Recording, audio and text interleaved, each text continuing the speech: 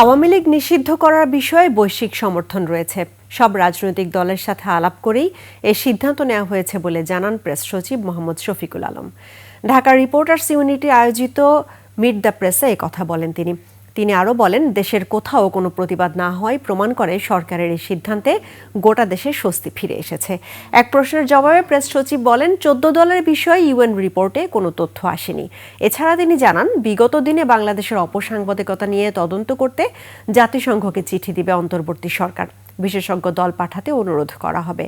ভারতে বাংলাদেশের 7টি চ্যানেল বন্ধ করা নেক্কারজনক জানিয়ে তিনি বলেন, তারা সত্য প্রচারে ভয় পায়।